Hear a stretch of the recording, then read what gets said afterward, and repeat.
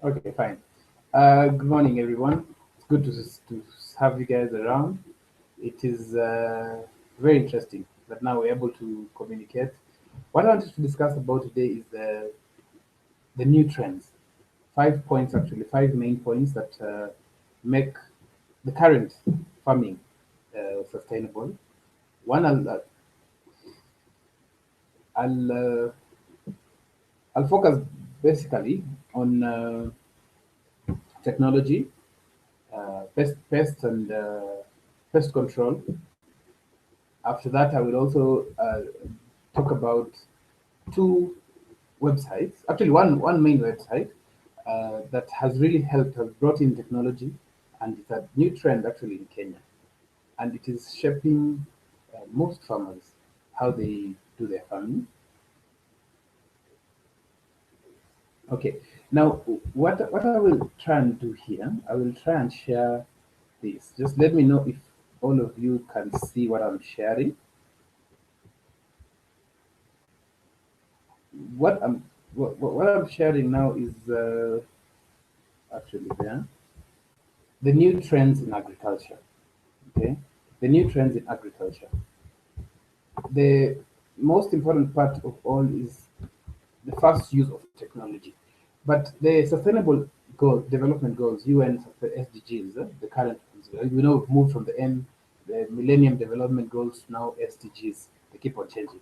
But one very important thing is and point number two that involves those of us who are in agriculture, in farming. Point number two is that one of the SDGs is end hunger, achieve food security, improve nutrition, and promote sustainable agriculture. I'll read it as it is there.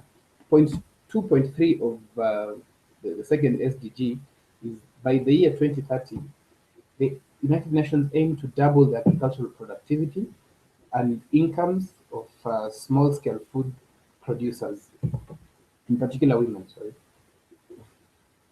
indigenous peoples, family, farmers, pastoralists, and fishers. We see that with these SDGs, we are able to now. Can everybody see that?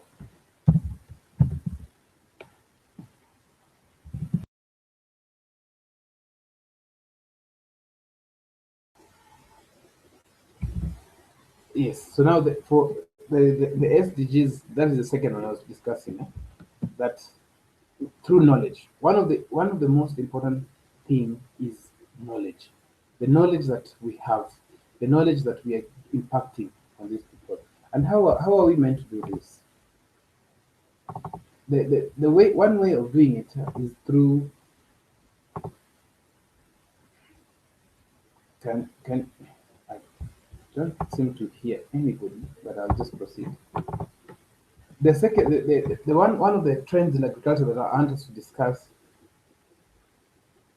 one of the trends that I want us to discuss is technology adaptation. Technology adaptation is something that is very, very, very important for especially for us who are in agriculture. Reason being, the technology, this is almost, it can't be avoided. We need technology everywhere, in all aspects of our lives. And in farming, this has really helped. Personally, I started farming after developing the interest, but getting to know what to do, when to do, what to plant, when to plant. I actually visited quite a number of websites. One of them being our main social uh, website, that is Facebook. There was a digital farmers, there's Mkulima Young. But one website that really caught my attention was MFarm. MFarm is something that I have seen that has really helped many. Personally, it has really helped me myself. It has helped me in it has really helped me, especially when it comes to the pricing and all that. The pricing has it has really helped in terms of how to plant, what to plant. Um, it has been a very, very helpful tool. We know the CEO and co-founder is called Jamila. She was actually mentioned by President Obama when he was around, And what MFARM does, it's a system, it provides farmers a group selling service where they can connect with other farmers from the neighborhood to jointly market their produce, their crops in greater volume, which means they can be able to bargain in terms of pricing. It also helps rural farmers access large-scale local and international markets. I have personally benefited from this. Jamila being a good friend of mine, it has. I'm seeing how it is. Her and Susan, this is really impacting on farmers. And farmers often need to have large quantities of produce available in a short time frame in order in order in order so that they can be able to sell to exporters. Something else that has also really caught my attention about about MFARM is the pricing, the price, the price ranges, and I'm seeing. I'm just trying to share something here. I don't know how I'm going to do this to be full screen. Let me try. Okay, fine. Jakal, I've seen your point. Let me try and make it full screen so that you can all be able to see from the beginning. I'm not able to do that. We were actually trying now to be sure the other day, but it wasn't giving us that. The best I can do, that is the best I can do, but I will be able to share this presentation to you. When you see that MFARM gives farmers transparent market price. If you look at that trend, I don't know, Michelle, whether you can assist in putting this on this full screen. It gives you a full range of one full year, the prices of the produce.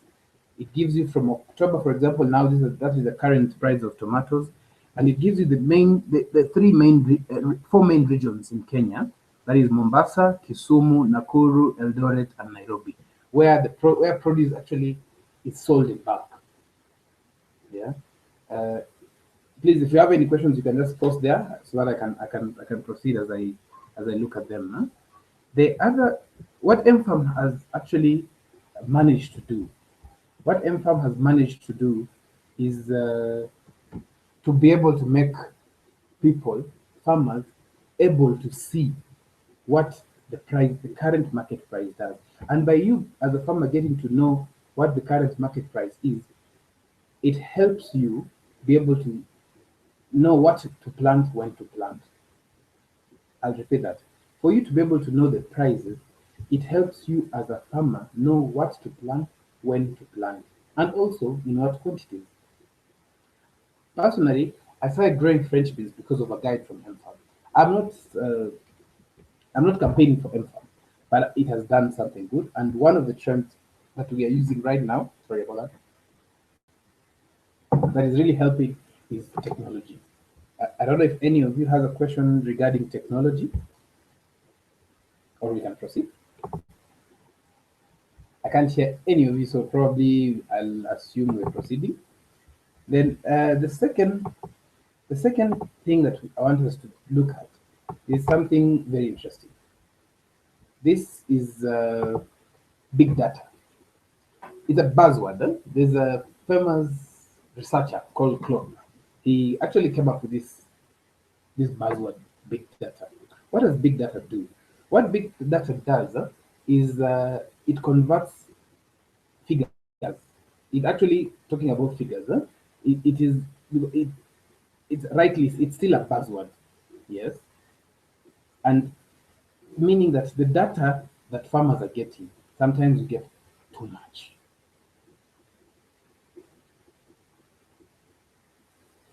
Okay, now for example, when you're talking about data, we know that most farmers have been given a lot of information. Personally, I think I can actually open a library with the data I have regarding farming. But converting that data to actionable solutions is what needs to happen to make this technology worth the investment. That's what Klopp says. Without solutions, just viewing data is pretty worthless. This process takes a tremendous amount of time, filled with frustrations, trial and error. But when data becomes actionable, it becomes very powerful and worth the effort. That is what MFAM does. MFAM does not just give you data, it also links you to possible markets where you can actually sell. It links you to farmers around your area, yeah, your geographical area. And by you getting this information, yes, fantastic. Uh, it links you with actually markets. I've discussed the same with Jamila. She was not able to attend. She's not able to. I hoped she would be able to come on board for this presentation, but she was not able to do so because of family engagements. Huh? There's a famous writer, a TechWire writer, who says that precision agriculture may even become mandatory practice in the future. What does that mean? Precise as in timing, location, amount, and compliance reporting. He says that grasp the potential here, especially when for integration and real-time data flow. Data is good. Transform that data into something else. Take an example, population.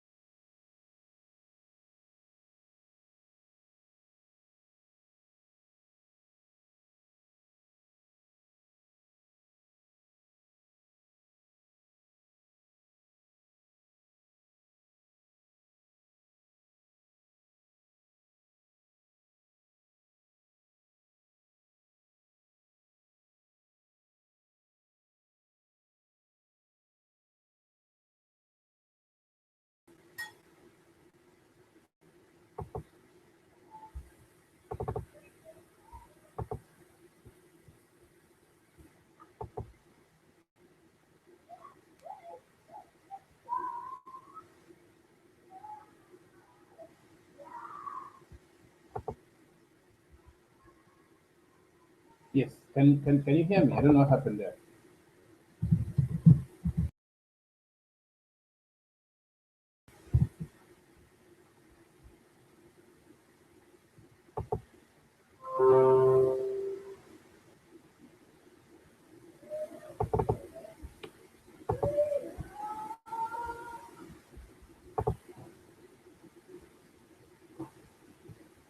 Okay, fine.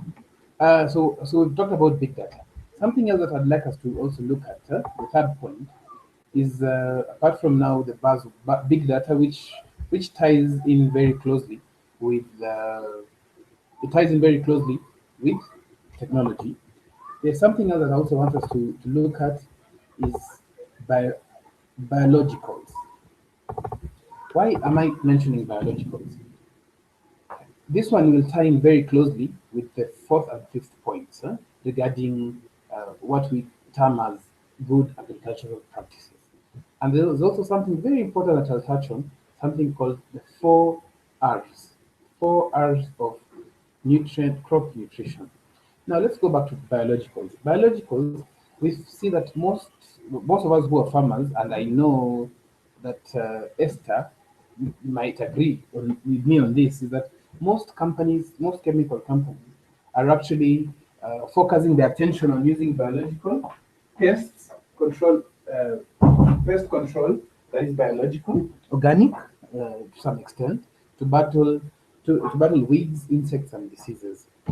This is a new trend that is really developing and it's moving on very quickly. We know some. I don't know if I'm able to. I will be able to do it because I'm not marketing for any company, but I know of Bayer, Bayer East Africa. I know of Amiran, Kenya Limited.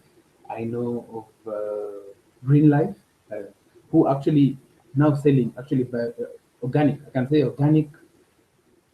organic pest control, weed control herbicides in the market.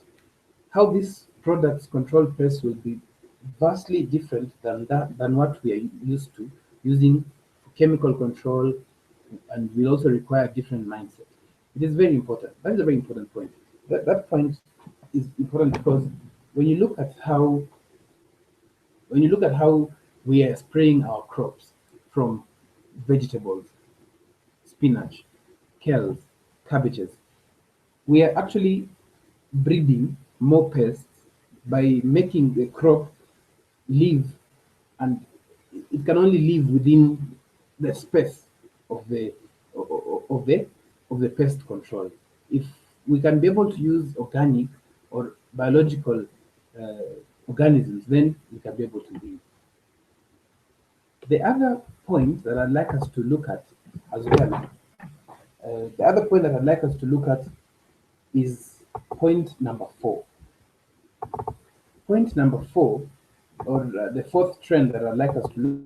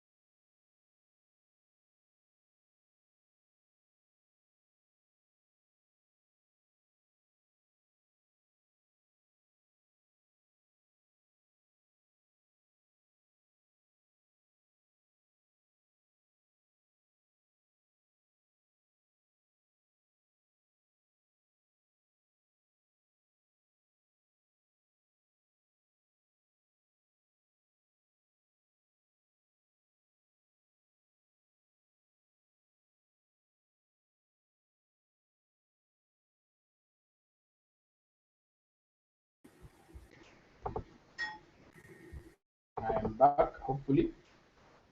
I don't know.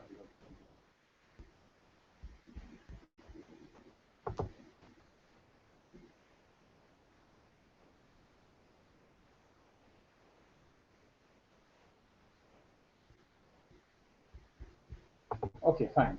I don't know what is happening to my slide, by the way. To my, because it's just on, then it's okay, fine. We proceed with my apologies. We proceed with point number 4, which we had mentioned briefly. Now, point number 4 is what I want us to look at very, very keenly. Point number 4 talks about uh, regulations. Regulations, regulations, regulations. Here, these regulations are things that are very frustrating. It is one of the most, actually, for me personally, as a farmer, it is the most frustrating trend in my family, in agriculture. Reason being, there's something that has been called global GAP. That is a global good agricultural practices, especially for export crops. It has really made it is something very important, very good, which I also think that we should be practicing it regularly, even locally, not only for export crops. But this comes with a lot of pressure. This is a trend that is giving farmers immense pressure.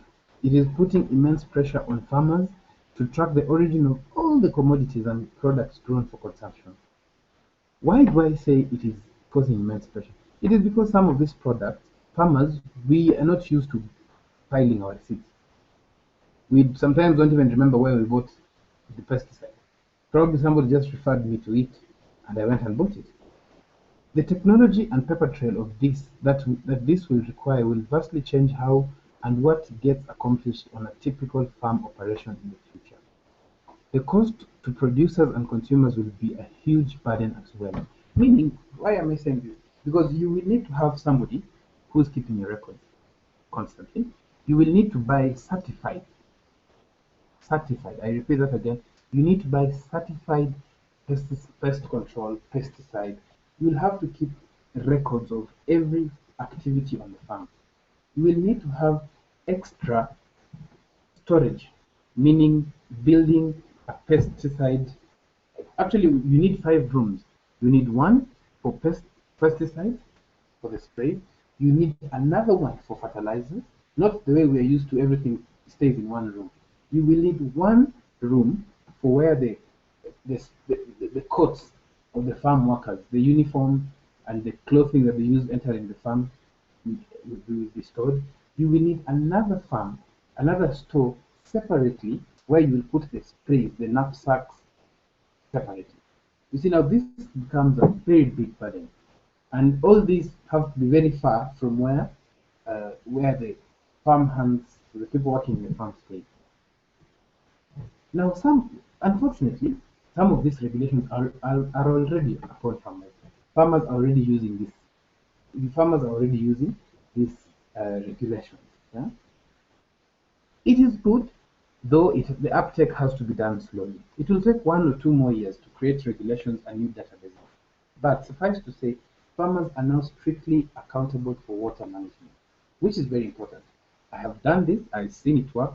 I used to think, I'm actually farming from, my water source is the river, so it is okay.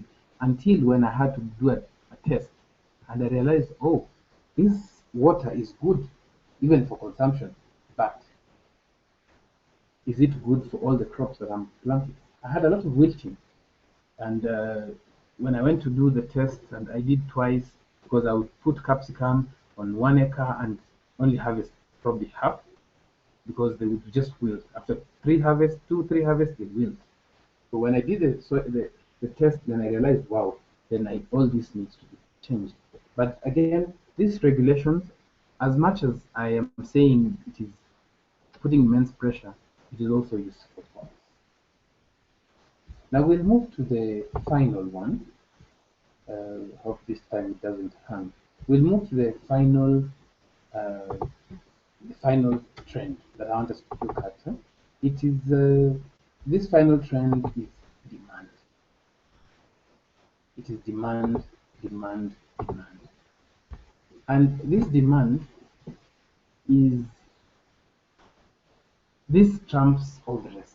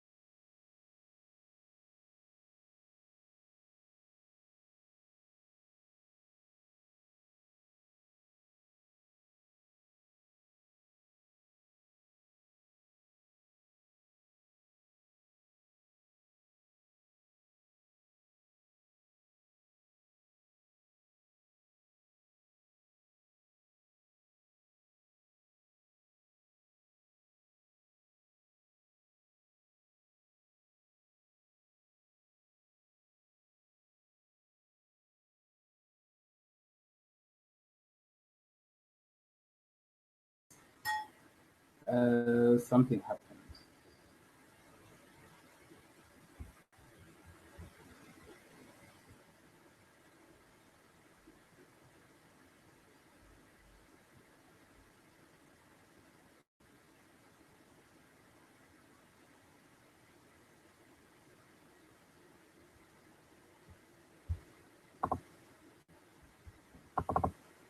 Okay, fine.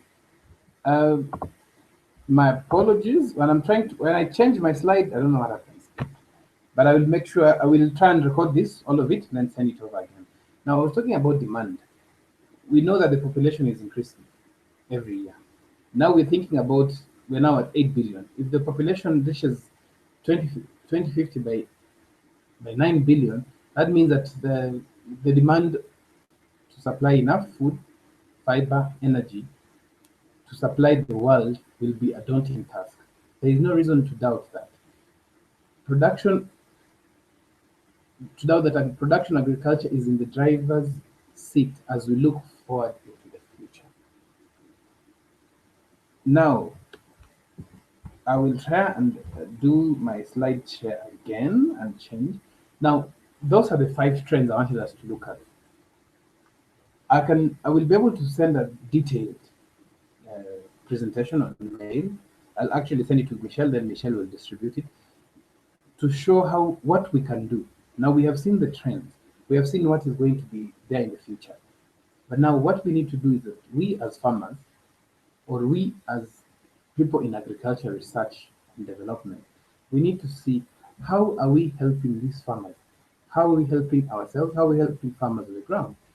Now, I will try and just share one thing that I've found very important for me. I hope it does not go off now. The 4 principles of nutrient management. This is going to help us. As much as we talk about the trends are good, but just like any principle, any industry has its own principles. This right the same for us. I've seen this working for in other industries. I have practiced this myself at my farm, and as uh, Julius, my mentee, has also seen, this is something we do regularly.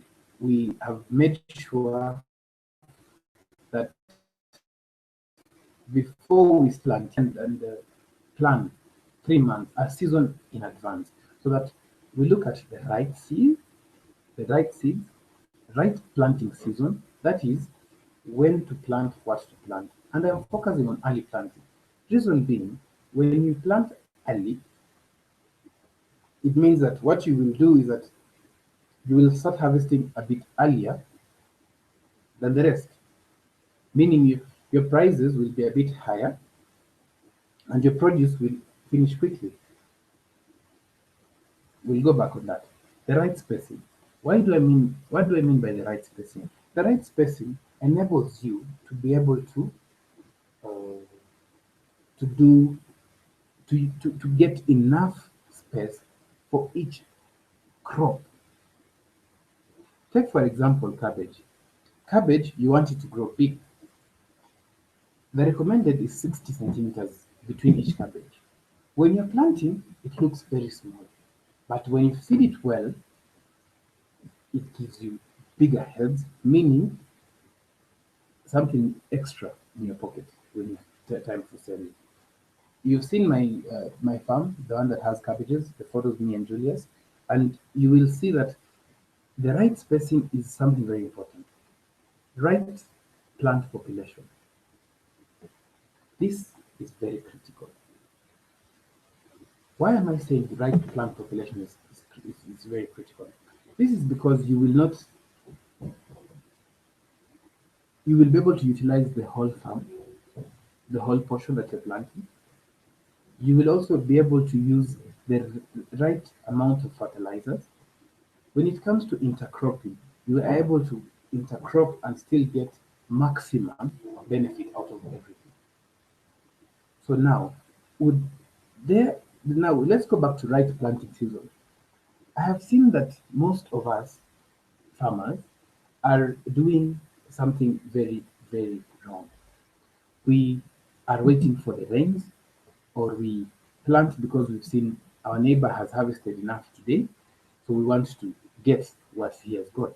But we are forgetting that if we don't plan well, if we don't plan well, if we do not know when to plant and what to plant, we will get to the market, everybody has the same crop, or we get to the market and the prices are very low. So the right planting season is very important. Uh, if you can focus on the right planting season, when to plant, what to plant, and start early. For example, you know that watermelon sells very well in January to mid-February, just before the mangoes come into the season, into the market. What do? You think of it from January, mid-January, work backwards. How long does watermelon need to take to grow? 3 months.